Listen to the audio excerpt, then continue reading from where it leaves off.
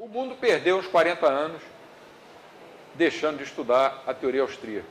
Porque o Hayek, quando o Keynes venceu o debate, em termos práticos, né, o Hayek, eu acho que ele se chateou com aquilo e deixou a teoria econômica um pouco de lado. E passou a estudar outras coisas, como relações da economia com o direito, com a sociologia, com a psicologia, com a biologia.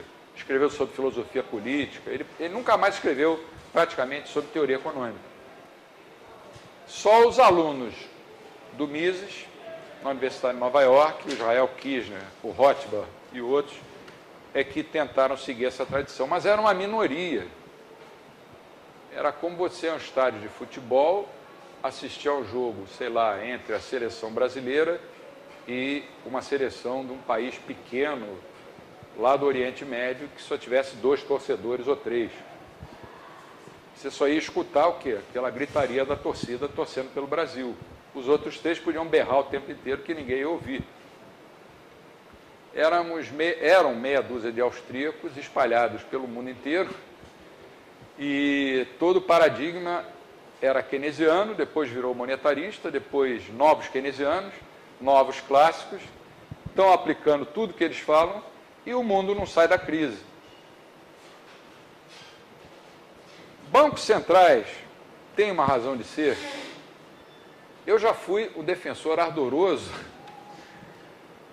da independência dos bancos centrais, quando eu era monetarista. Meu primeiro emprego foi no Banco Central, talvez fosse por isso eu passei para lá no primeiro concurso. Depois eu larguei porque o setor público nunca foi muito a minha cara. Vocês vão dizer, por que você está na UERJ? Não, porque aqui eu sou professor, é diferente, eu tenho liberdade para fazer as coisas que eu quero. O que os bancos centrais fizeram de bom até hoje? Eu diria nada.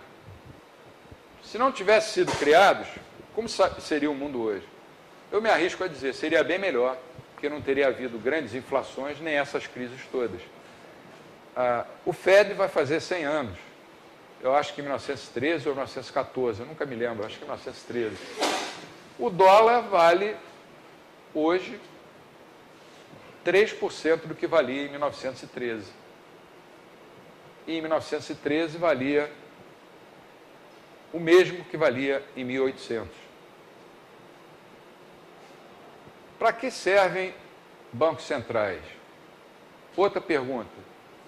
Por que esse monopólio da moeda é aceito por todo mundo? Porque todo mundo critica, às vezes, monopólios privados ou estatais. Por exemplo, eu sempre critiquei o monopólio da Petrobras. Sempre. E muita gente também. Mas por que você nunca vê ninguém criticando o monopólio do Banco Central emitir moeda? Por que só o governo pode emitir moeda? Ele sabe mais do que nós qual a quantidade de moeda que deve existir? Os economistas acreditam que sim. Os austríacos asseguram que não. Mas como eu vou defender hoje, diante dos meus colegas, ou numa entrevista na televisão, ou num jornal, eu vou dizer assim, é preciso fechar os bancos centrais. Vão olhar para mim e vão dizer, o que esse cara tem de... Chama uma equipe aí do Pinel interna ele, porque ele é maluco. Ele é economista e está dizendo que o Banco Central não é importante. Mas eu vou tentar mostrar aqui porque não é que não seja importante, ele é importante para o mal. É importante para o mal. Peçam ao rei Herodes para tomar conta de um berçário.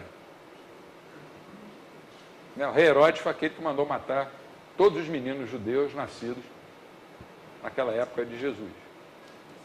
Manda o rei Herodes, você agora vai ficar responsável pelo berçário, o que ele vai fazer?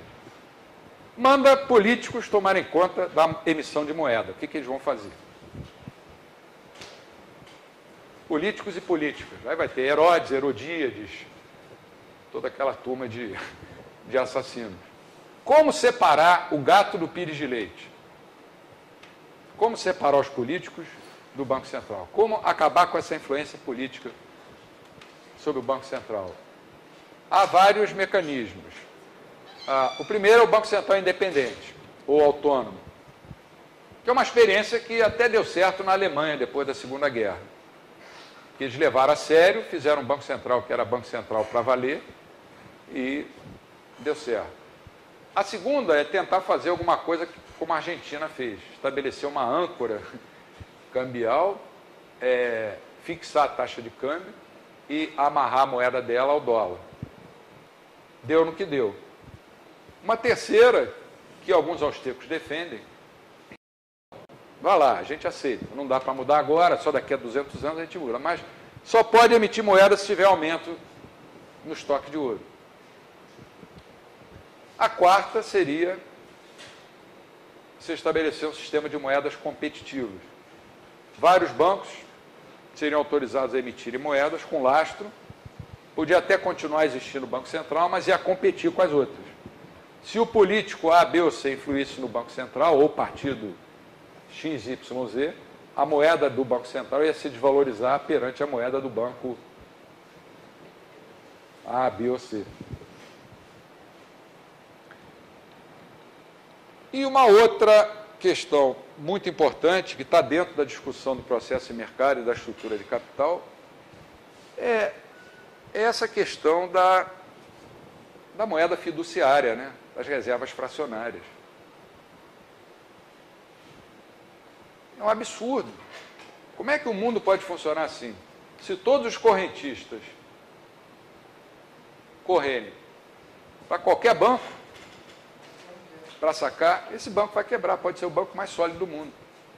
Se todos os correntistas de todos os bancos do mundo resolvessem um dia, o mundo vai acabar, eu quero passar meu último dia gastando dinheiro, vou lá, saco tudo, todos os bancos iam quebrar antes que o mundo acabasse.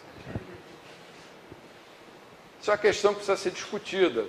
Saiu um artigo na semana passada, ou na semana retrasada, acho que foi na sexta retrasada, no site do Instituto Mises, de um economista chamado Fernando Ulrich, que é de Porto Alegre, que fez um mestrado lá com Jesus Huerta de Soto. Esse artigo é maravilhoso, sobre as reservas fracionárias. Dá uma olhada, procura Fernando Ulrich, é U-L-R-I-C-H,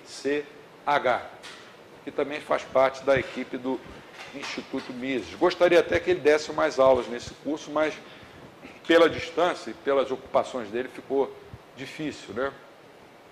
Alguma outra questão? Amanhã a gente vai ver essa parte de função empresarial. Alguma outra pergunta? Tinha uma questão ainda, mas não sei se tem também, a questão do monopólio natural, né? Que o Beto sempre defendeu lá, que tinha uma... No caso das utilities, por exemplo, você tem um ganho de escala quando você tem um monopólio, né? Como é que a teoria austríaca vê isso? Você fala, por exemplo, o mercado de insulina, que tem... Não, basicamente, utilities é um caso bem específico. Sairia mais caro você duplicar uma rede de é a mesma coisa. Por exemplo. É muito caro. É como o mercado de insulina, só tem... É tão caro produzir que... Precisa de uma escala, né? Basicamente, se definiria tudo em termos de direito de propriedade. A gente vai desenvolver isso numa das aulas mais adiante também. Então a gente fica por aqui. Boa noite a tutti.